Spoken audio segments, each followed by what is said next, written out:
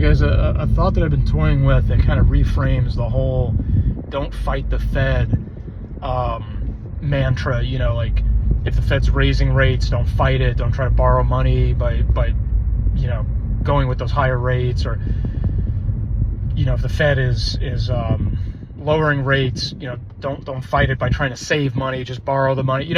So that's a long-standing mantra that's been out there. I've heard it a million times, but I think the way that I've been framing it in my own head to help myself understand how to orient myself in different environments, because I am chomping at the bit to buy rental properties, but of course these interest rates are just brutal.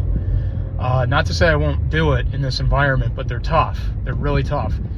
Is simply this: are you a borrower or are you a lender, right? So so what do I mean by that? If we were back in the pre-2022 days, when interest rates were 2%, 2.5%, 3%, well, generally speaking, you should be a borrower.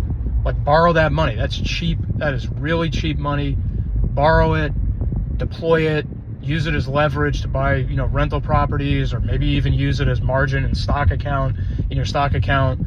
If you're borrowing from your brokerage and they're mirroring those rates. So if you have very low interest rates, be a borrower. Just borrow money. It's cheap money. Put that money to work.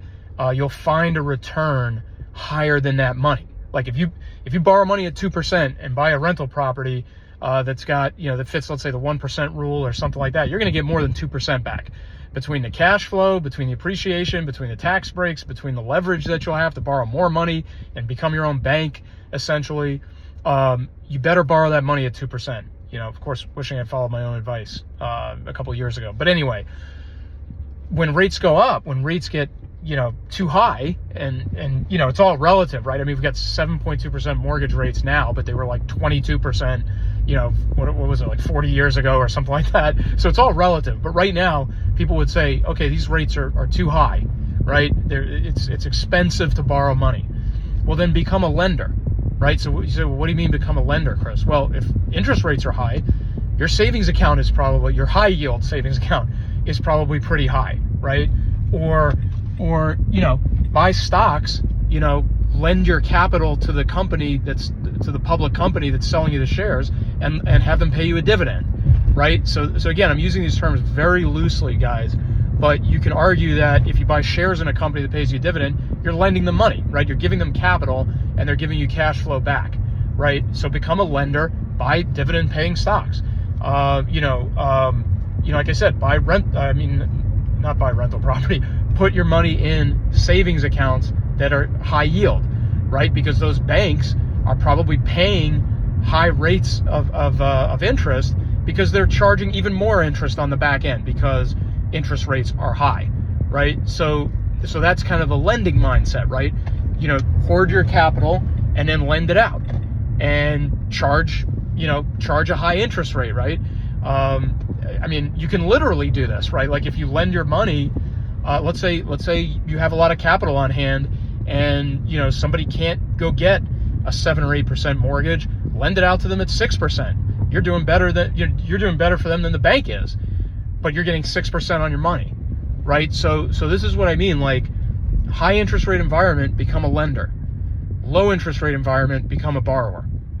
And that's kind of my version of don't fight the Fed. That's my version of how do you orient yourself in a climate like this, where you can't really borrow maybe the way that you would like to. So you have to kind of look for other strategies, and that strategy, generally speaking, would be to say, hey, I'm gonna hold on to this capital and then lend it out to someone who's going to pay me an appropriate amount of cash flow for it in the meantime. And then when rates go down, I'm going to go borrow money, and I'm going to deploy that money for leverage to buy assets that respond well to being leveraged, like for example, real estate. So anyway, just wouldn't even call that advice, but that's my perspective on the environment we're in and what it does to an individual who has to make these kind of decisions financially as to what to do with their capital.